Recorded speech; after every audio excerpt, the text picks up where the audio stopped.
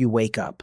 The sun hasn't risen yet, but you can already hear it, the soft shuffle of sandaled feet on polished marble, the clink of a silver pitcher being set down just outside your door, the distant murmur of someone in your kitchen preparing a meal they will never eat themselves. You don't open your eyes yet.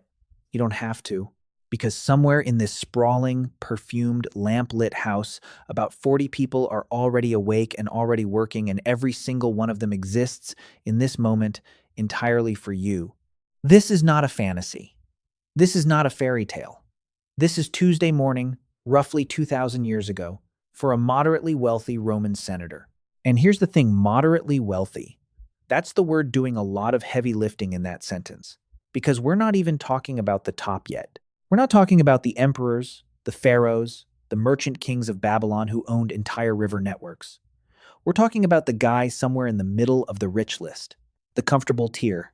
So the real question is, how good did the very top actually have it? Short answer, unimaginably good. Long answer, that's what this video is about. And some of it will make you jealous. Some of it will make you deeply relieved you weren't born then. And some of it, the strangest part, is going to say something uncomfortable about what luxury actually is. Before we get to the penthouses, we need to understand the floor. Because to appreciate how extraordinarily good life was at the top of the ancient world, you first have to sit with how extraordinarily brutal it was at the bottom. We are talking about a world where the average human lifespan hovered somewhere around 35 years, not because everyone dropped dead at 35, but because childhood mortality was so catastrophic that it dragged the whole average down. Roughly 1 in 3 children in ancient Rome, Egypt, and Mesopotamia did not survive to see their 5th birthday. 1 in 3. The average commoner in ancient Rome lived in a multi-story apartment block called an insula, stacked 4 or 5 floors high with thin walls, no running water, no heating, and a very genuine risk of the entire building collapsing or catching fire. And Roman insulae caught fire constantly. The city of Rome burned so regularly that Augustus eventually created the vigiles, essentially a fire brigade, specifically because the problem had become unmanageable. Most people cooked over open flames in wooden buildings with no ventilation. You do the math. Commoners ate a diet of wheat porridge, dried legumes, whatever scraps of fish or cheap meat they could afford, and a lot of very rough, very sour wine that was essentially just fermented grain water cut with vinegar. It was caloric. It was not enjoyable. And on most days, that was it. This is the world the ultra-rich were insulated from. Completely, almost cosmically insulated. Let that sit with you. Let's start with where they lived, because ancient wealth was architectural before it was anything else. A truly wealthy Roman's home, a domus, was not a house in any sense we'd recognize from the outside. From the street, it looked almost blank. A plain facade, a heavy wooden door, maybe a mosaic threshold. The wealth was hidden, deliberately, because Roman culture had complicated feelings about overt display. You walked through that door and into a different universe. The atrium, the central hall, was open to the sky, with a shallow pool in the center called the impluvium that caught rainwater and reflected light across the painted walls.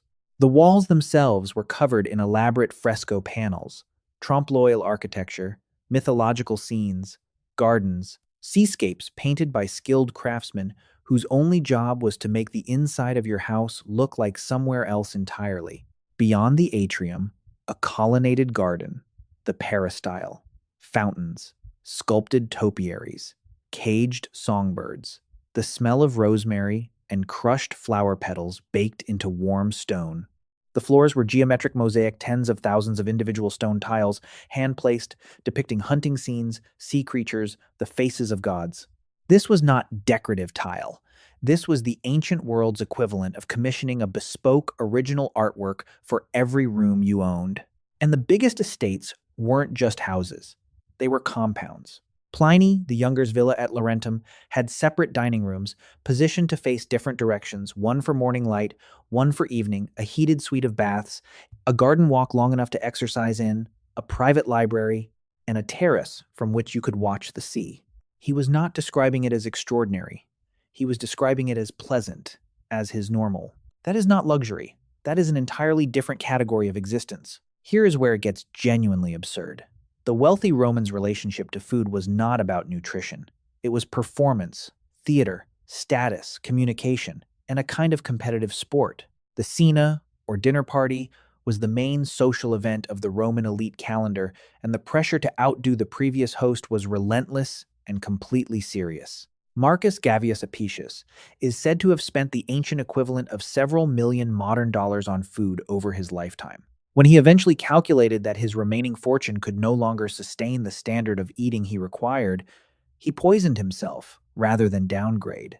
Whether that story is apocryphal or not, the Romans repeated it with something between horror and admiration. They understood the logic. What did they eat? Dormice stuffed with pork and pine nuts, baked in honey, flamingo tongue, sea urchin, oysters imported live from Britain in barrels of seawater. This is Rome, mind you, not the English coast, kept alive for days of travel so they arrived fresh. Roasted peacock, served with the feathers reattached. Wines from specific hillside vineyards in specific years, drunk from cups of semi-precious stone murrhine cups, made from fluorspar or banded agate that cost more than a working-class family would earn in a year. The gustatio was the appetizer course, then multiple main courses, then the secundae mensae, the dessert course, with sweet wines and honeyed pastries.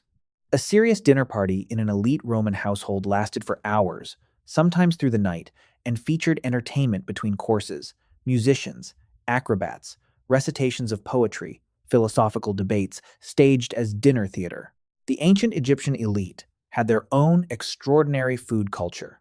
Archaeological remains from New Kingdom tombs show vast quantities of roasted duck, beef ribs, breads, honey cakes, figs, pomegranates, imported Syrian wine, and cuts of meat that the average Egyptian peasant would not see in a year. The afterlife provision list of Tutankhamun alone contained 48 boxes of preserved meat and poultry. 48. That was considered appropriate for a single dead teenager. Being rich in the ancient world meant, above almost everything else, that your body was serviced in ways the poor could not imagine. The Roman bath complex was technically public, but privately wealthy Romans also had their own bathing suites within their homes, serviced by slaves trained specifically in massage, depilation, and skincare. After bathing, the body was scraped with a curved metal instrument called a strigil, removing dead skin and oil. Then anointed with imported perfumed oils, Syrian nard, Egyptian kaifi, rose oil from Paestum that represented serious expense and were kept in elaborately carved glass or alabaster flasks. Egyptian elite women had skincare routines that modern dermatologists have examined with genuine respect. Recipes for face creams found in Eber's papyrus dated to around 1550 BCE include fenugreek paste, honey, and natron-based exfoliants. Kohl eye makeup wasn't purely aesthetic. Galena-based kohl has mild antibacterial properties that protected eyes from infection in a dusty, fly-heavy climate. They had perfume conical wax cones worn on top of wigs that melted slowly through a party, releasing scent as the evening warmed. They had manicured fingernails tinted with henna. They had wigs made from human hair, styled and perfumed, that signaled wealth as clearly as any jewelry. And the jewelry was extraordinary. Queen Puabi of Ur, buried around 2500 BCE, was interred wearing a headdress of hammered gold leaves, lapis lazuli combs, golden earrings, necklaces of carnelian, lapis, and gold, and finger rings on every finger. Her tomb contained a golden drinking tube for sipping beer through beer being a staple drink in Mesopotamia, but hers was made from gold and lapis lazuli, because of course it was.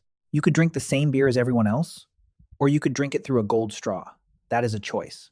This is the part of the picture that tends to reframe everything else.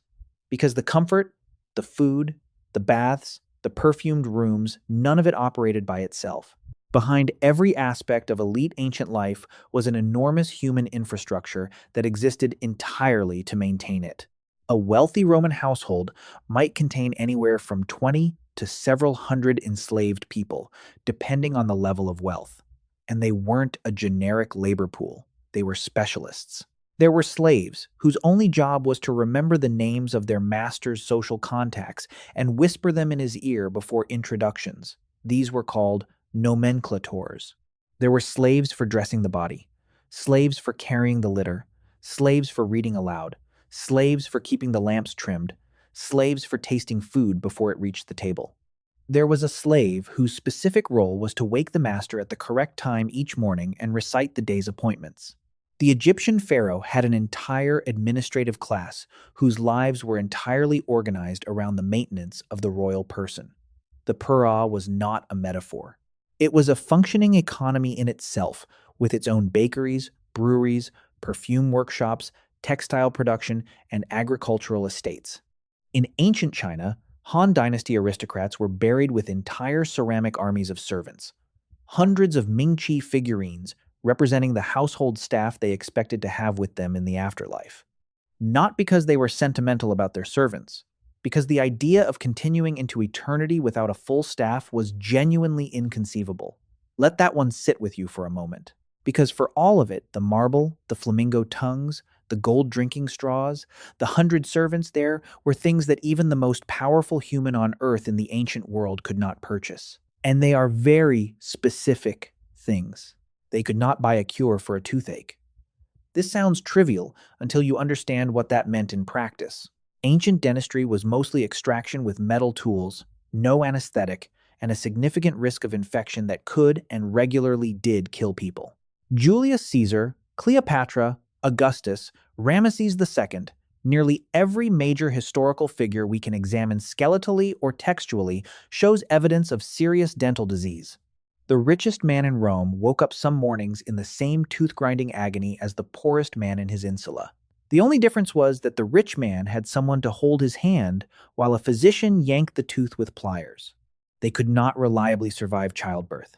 Maternal mortality in the ancient world cut across class lines with disturbing efficiency. Roman tombstones are full of young, wealthy women dead in their 20s, noting they died in partu in childbirth. Having slaves to attend you, the best midwife in the city, the finest linen sheets, none of it shifted the underlying biological reality that childbirth was genuinely, consistently dangerous in a world without sterile technique or surgical intervention.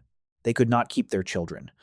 The emotional gut punch of ancient wealthy parenthood is the infant mortality rate, which did not care about your income. Augustus lost grandchildren. Emperors lost heirs. The letters of Cicero contain passages of raw grief over his daughter Tullia's death that feel completely contemporary, completely human, and completely helpless. All the wealth in the world, and he could not keep her. That is not primitive. That is heartbreaking. Let's zoom out for a second and try to hold the full picture. At the apex of ancient wealth, the pharaoh, the emperor, the Mesopotamian god king you were not merely rich. You were the organizing principle of an entire civilization's surplus.